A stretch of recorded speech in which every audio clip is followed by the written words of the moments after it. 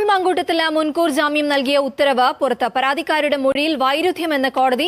പരാതിക്ക് പിന്നിൽ സമ്മർദ്ദമെന്ന വാദം തള്ളാനാകില്ലെന്നും കോടതി. ജസ്റ്റിന തോമസ് വിശദാംശങ്ങൾ നൽകും. ജസ്റ്റിന, ഈ ഉത്തരവിൽ പറയുന്ന കാര്യങ്ങൾ എന്തെല്ലാമാണ്? അതുപോലെ മൊഴിയിൽ വൈരുദ്ധ്യമെന്ന് എന്തുകൊണ്ടാണ് പറയുന്നത്? ഇതുമായി ബന്ധപ്പെട്ട് ഇപ്പോൾ ഈ മുൻകൂർ ജാമ്യം അനുവദിച്ചുകൊണ്ടുള്ള ഉത്തരവിന്റെ പകർപ്പാണ് പുറത്ത് വന്നിരിക്കുന്നത്. ഇതിന്റെ വിശദാംശങ്ങളിൽ പ്രധാനപ്പെട്ട ജാമ്യ വ്യവസ്ഥകളായിട്ട് നൽകിയിരിക്കുന്നത്: അറസ്റ്റ് ചെയ്താൽ 50,000 രൂപയുടെ ആൾജാമ്യത്തിൽ വിട്ടയക്കണം, അതുപോലെ തന്നെ 2 ആഴ്ച കൂടുമ്പോഴുള്ള തിങ്കളാഴ്ചകളിൽ അന്വേഷണ സംഘത്തിന് മുമ്പിൽ ഹാജരാകണം തുടങ്ങിയ കാര്യങ്ങളാണ്. ഒപ്പം തന്നെ കോടതിയുടെ നിരീക്ഷണങ്ങൾ വളരെ പ്രധാനപ്പെട്ടവയാണ്. അതിൽ പ്രധാനമായിട്ടും പറയുന്നത് പരാതി നൽകിയത് സമ്മർദ്ദത്തെ തുടർന്നാണ് എന്നുള്ളതാണ് പ്രതിഭാഗത്തിന്റെ വാദം. ഇത് പൂർണ്ണമായിട്ടും തള്ളിക്കളയാനാകില്ല എന്നുള്ളതാണ് പ്രധാനമായിട്ടും ഈ ഉത്തരവിൽ പറയുന്നത്. പരാതി വൈകിയതിനെ കുറിച്ചുള്ള ന്യായീകരണങ്ങൾ അത് വ്യത്യസ്തമാണ്. അതുപോലെ തന്നെ FIRൽ പറയുന്ന കാര്യങ്ങളും മൊഴിയും തമ്മിൽ വ്യത്യാസമുണ്ട്. KPCC പ്രസിഡന്റിന് നൽകിയ പരാതിയിലെ ആവശ്യം ആരോപണ വിധേയനെ മാറ്റി നിർത്തുക എന്നുള്ളതാണ് ആവശ്യമായിട്ട് ഉന്നയിച്ചത്.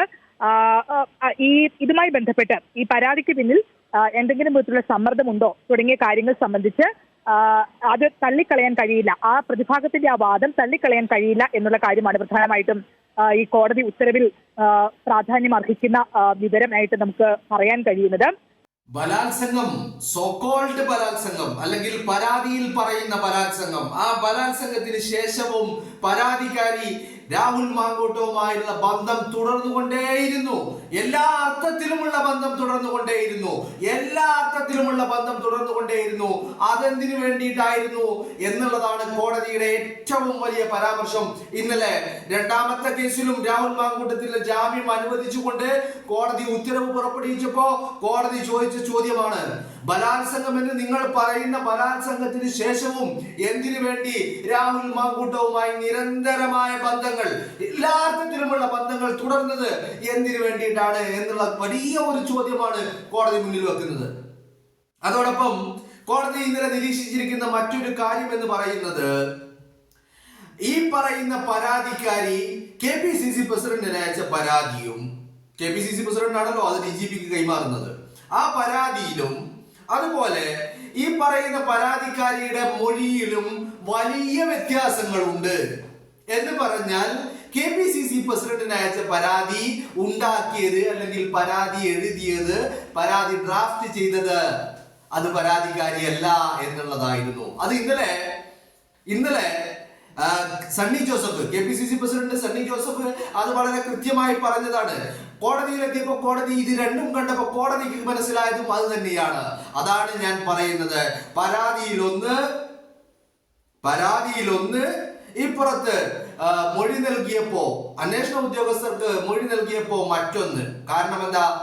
പരാതിക്കാരി കണ്ടിട്ടില്ലെന്ന് പറഞ്ഞാൽ അതിലെന്താ പറഞ്ഞിരിക്കുന്നത് എന്ന് വായിച്ച് മനസ്സിലാക്കാനുള്ള ആ സാവകാശം പോലും പരാതിക്കാരിക്ക് ലഭിച്ചില്ല. പരാതിക്കാരിക്ക് അത് ആരോ കൊടുത്തു, പരാതിക്കാരി അതെടുത്ത് KPCC പ്രസിഡന്റിന് ഫോർവേഡ് ചെയ്തു. എന്നിട്ട് പറഞ്ഞത് പാർട്ടി നടപടി എടുക്കണമെന്നാണ്. അല്ലെ? പാർട്ടി നടപടി എടുക്കണമെന്നാണ് പരാതിയിൽ പറയുന്നത്.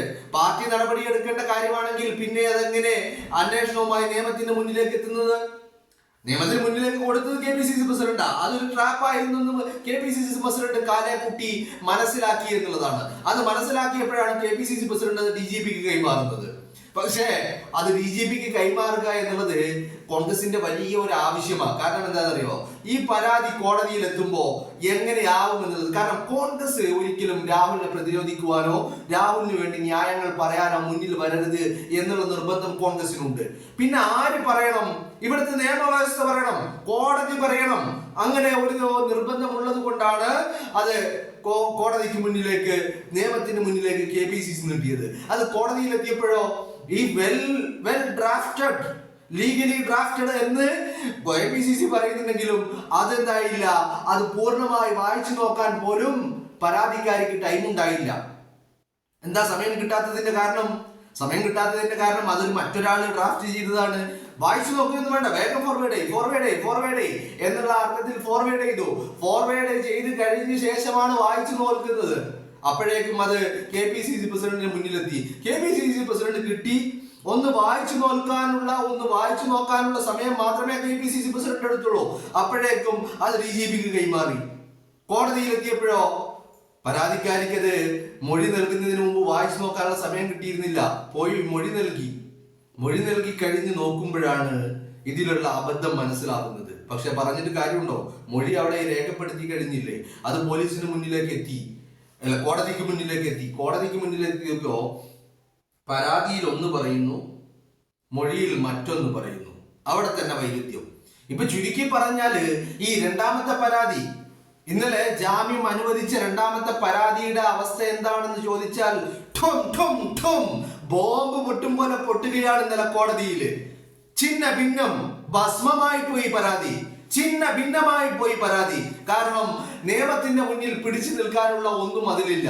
സംഭവം ലീഗലി ഡ്രാഫ്റ്റഡ് ആയിരുന്നു. പക്ഷേ ഈ പരാതിക്കാരുടെ മൊഴി കൂടി വന്നപ്പോ രണ്ടും തമ്മിൽ ആനയും മണ്ണാനും തമ്മിലുള്ള വ്യത്യാസം. അതിൽ പറയുന്നതല്ല ഇവിടെ പറയുന്നതിനെതിരായിട്ട് അവിടെ പറയുന്നതിനെതിരായിട്ട് ഇവിടെ പറയുന്നു. അങ്ങനെ എല്ലാം പാടെ ടോട്ടൽ കൺഫ്യൂഷൻ 8 നിലയിൽ പൊട്ടി. അതാണ് ഇന്നലെ രാഹുൽ മാങ്കൂട്ടത്തിന് ജാമ്യം അനുവദിക്കാൻ സെഷൻസ് കോടതി തന്നെ തയ്യാറായത്. മനസ്സിലായില്ലേ? ഇതേ കോടതിയാണ് ആദ്യ പരാതിയുടെ വലിപ്പം കണ്ടൊന്നല്ല കേട്ടോ. അത് സാധാരണ ഈ പറയുന്ന സെഷൻസ് കോടതികൾ ഇത്തരം കേസുകളിൽ ജാമ്യം അനുവദിക്കാറില്ല എന്നുള്ളതാണ്. അങ്ങനെയാണ് പലപ്പോഴും ഹൈക്കോടതികളിലേക്കും സുപ്രീം കോടതികളിലേക്കും ഒക്കെ പോകുന്നത്. അപ്പോ അതിന്റെ ഒരു നേച്ചർ വെച്ചിട്ട് ആദ്യ പരാതിയിൽ ജാമ്യം അനുവദിക്കാതിരുന്ന അതേ സെഷൻസ് കോടതി പക്ഷെ രണ്ടാമത്തെ പരാതി വന്നപ്പോ അത് പരാതിയായി പരിഗണിക്കാൻ പറ്റില്ലെന്ന് കണ്ടതുകൊണ്ട് മാത്രമാണ് ജാമ്യം അനുവദിച്ചത്. അത് തന്നെയാണ് ഇന്നലെ കോടതിയും പറയുന്നത്. കോടതിയുടെ ഈ പറയുന്ന മുൻകൂർ ജാമ്യാപേക്ഷയിലുള്ള ഉത്തരവ്, ജാമ്യം അനുവദിച്ചുകൊണ്ടുള്ള ഉത്തരവ് പുറപ്പെട്ടു വന്നപ്പോ ആ ഉത്തരവിൽ, ആ വിധിപ്പകർപ്പിൽ ഉണ്ട് എല്ലാം.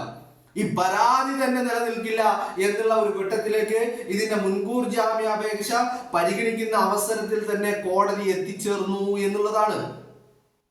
മനസ്സിലായില്ലേ? അപ്പോ ഈ പരാതി, അതാണ് KPCC പ്രസിഡന്റ് സണ്ണി ജോസഫും പറയുന്നത്, ഇത് ലീഗലി ഡ്രാഫ്റ്റഡ് ആണ്.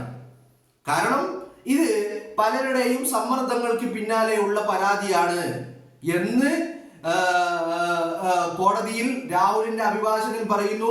അതുപോലെ തന്നെ KPCC പ്രസിഡന്റ്, ആ പരാതി കണ്ട വ്യക്തി KPCC പ്രസിഡന്റ് ആണല്ലോ. ആ KPCC പ്രസിഡന്റ് എന്താ പറയുന്നത്? ഇത് ലീഗലി ഡ്രാഫ്റ്റഡ് ആണ്. കാരണം പരാതിക്കാരി ഈ പരാതിയിൽ പറയുന്ന കാര്യങ്ങളെ കുറിച്ച് ബോധവാനായിരുന്നില്ല.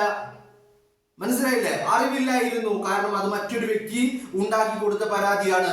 ആ പരാതി KPCC പ്രസിഡന്റിലേക്ക് എത്തി. പക്ഷെ KPCC പ്രസിഡന്റ് DGPക്ക് കൈമാറുമെന്ന് ഈ പരാതി ഫോർവേഡ് ചെയ്ത വ്യക്തി ഒരിക്കലും സ്വപ്നത്തിൽ പോലും അങ്ങനെ കണ്ടില്ല എന്നുള്ളതാണ്. പക്ഷേ പെട്ടെന്ന് അത് DGPയിലേക്ക് എത്തുന്നു. അത് അന്വേഷണത്തിന് ഉത്തരവിടുന്നു. അന്വേഷണ ഉദ്യോഗസ്ഥർ വന്ന് സമീപിക്കുന്നു. മൊഴി കൊടുക്കേണ്ടി വരുന്നു. മൊഴി കൊടുത്തപ്പോ എന്തൊക്കെയോ വിളിച്ചു പറഞ്ഞു. മൊഴി കൊടുക്കാൻ പോയപ്പോ ഈ പരാതിക്കാരോട് പറഞ്ഞ ഒരു കാര്യമുണ്ട്. ഞങ്ങള് പരാതിയിൽ വേണ്ടതൊക്കെ പൊടിപ്പും തുങ്ങലും വെച്ചൊക്കെ ചേർത്തിട്ടുണ്ട്, അപ്പൊ അതിനനുസരിച്ചുള്ള മൊഴി കൊടുക്കണമെന്ന്. പക്ഷെ അത് വായിച്ചു നോക്കാനുള്ള സമയം പരാതിക്കാരിക്ക് ലഭിച്ചില്ല. പരാതിക്കാരി പോയിട്ട് പൊടിപ്പും തുങ്ങലും വെച്ച് വേണ്ട വിധം കൊടുത്തു. പക്ഷേ അത് കോടതിയിലെത്തിയപ്പോൾ കോടതി ചോദിച്ചു ഒറ്റൊരു ചോദ്യം: നിങ്ങൾ പറയുന്ന ബലാത്സംഗം, നിങ്ങൾ ആരോപിക്കുന്ന ബലാത്സംഗം അത് കഴിഞ്ഞു. നിങ്ങൾ ഈ പറയുന്ന ശ്വാസം മുട്ടി മറ്റേ പാനിക് അറ്റാക്ക് ഉണ്ടായി, അങ്ങനെയൊക്കെ ഉണ്ടായി എന്ന് പറയപ്പെടുന്ന ബലാത്സംഗം, ആ ബലാത്സംഗം കഴിഞ്ഞും ശ്വാസം മുട്ടിയിട്ടും പാനിക് അറ്റാക്ക് ഒക്കെ സംഭവിച്ചിട്ടും വീണ്ടും നിങ്ങൾ രാഹുലുമായിട്ട് ഈ ബന്ധം തുടർന്നു. ഏത് ബന്ധം? എല്ലാ അർത്ഥത്തിലുമുള്ള ബന്ധം.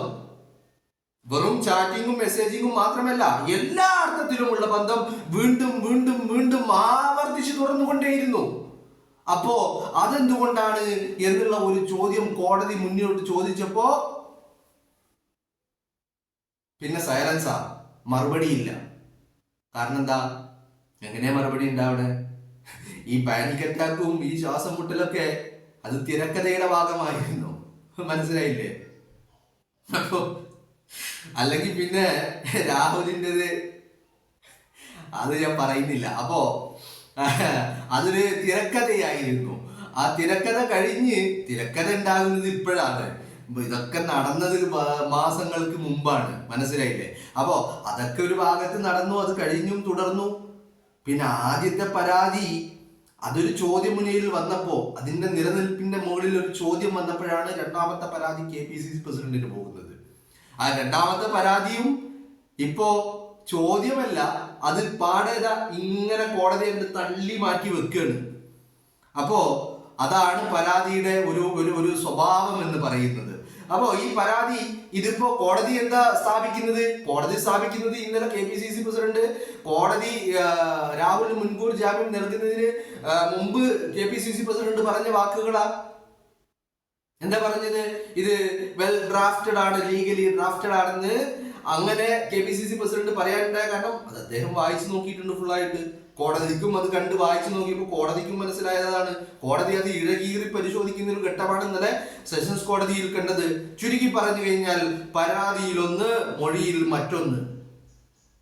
പാനിക് അറ്റാക്കും ശ്വാസമുട്ടലും അനുഭവിച്ച ബലാത്സംഗം നേരിട്ട വ്യക്തി എന്തിന് വീണ്ടും വീണ്ടും ആവർത്തിച്ച് രാഹുലുമായുള്ള ബന്ധം പുതുക്കുകയും അത് തുടരുകയും ചെയ്തത് എന്തിനാണെന്ന് കോടതി ചോദിക്കുമ്പോ മറുപടിയില്ല. അതാണ് രാഹുലിന് ജാമ്യം നൽകിയത്. അതുകൊണ്ട് തന്നെ രാഹുലിന്റെ അഭിഭാഷകൻ പറഞ്ഞ വാദം എന്താണ്?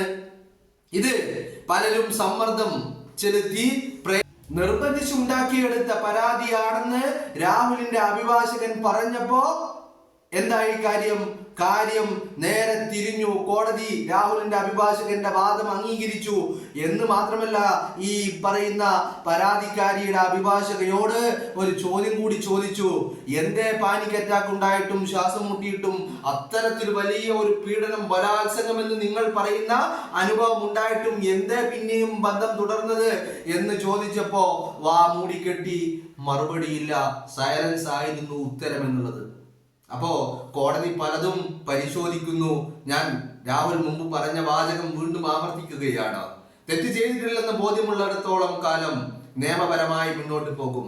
നിയമത്തിന്റെ മുന്നിൽ ഈ പറയുന്ന ആരോപണങ്ങളൊക്കെ പൊളിഞ്ഞു വീഴുകയാണ് സഹോദരങ്ങൾ.